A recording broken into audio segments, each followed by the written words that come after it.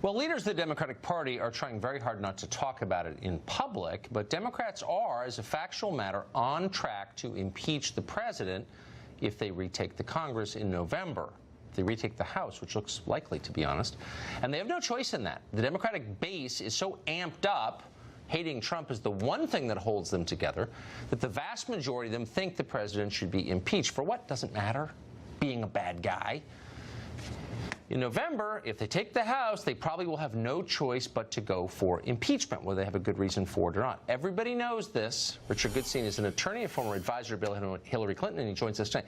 Now, Richard, let me just say, I'm pretty sure you're against impeachment, okay? Because you were here for the whole Clinton impeachment. You saw how it hurt the Republicans.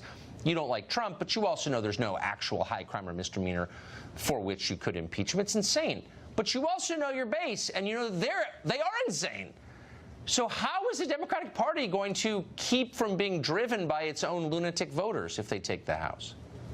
Well, just for the record, I actually think it's not just high crimes and misdemeanors, it's treason, bribery, high crime. I actually think that the universe of things that we could go after, but let's have that for another day. So having a press conference with Vladimir Putin could get you impeached?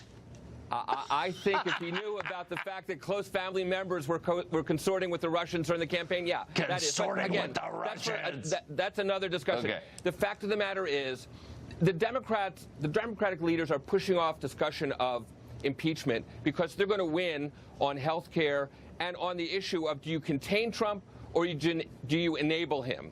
And I think most people want to contain him. Look, the fact is, in 2014, most Republicans wanted to impeach Obama. And that didn't cause the Republican leaders to go after impeaching him then. Oh, I remember that. That's when they were surrounding Democratic lawmakers in restaurants and pounding on the front doors of the Supreme Court and screaming like wild animals and shooting people with bear spray in the streets of Portland, where the Republicans were yeah, it's all coming back to me. I mean, come on. There's no comparison between the lunacy on display on the left, it's a threat to you, as you know, and what the Republicans are up to. Like, they can't control those people. They're not controlling them now. I would say there's no comparison to locking up babies in cages with anything that Barack Obama did. That's what infuriated people, to surround people in restaurants. Look, here's what the Democrats are going to do if you really want to know. Babies are being put in cages?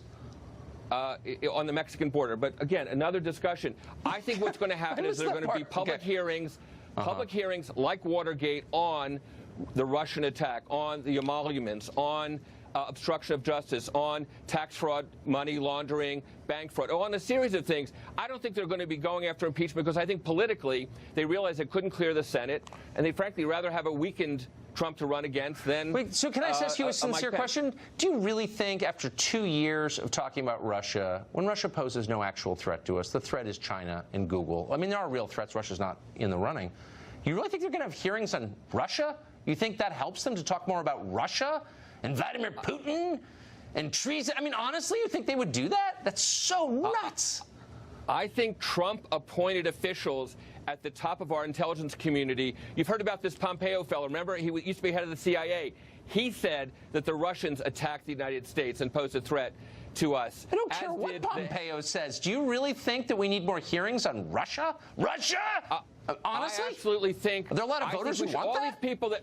I think all these people that testified behind closed doors in the House and even the Senate should, like the Watergate hearings, that's what the public's going to know, what really happened. And I think the Mueller report, frankly, will lack that. It will lack kind of the face and the immediacy of what the public hearings would do. So, yes. So you're saying the Mueller, an independent investigation that extends beyond 2 years, is not enough.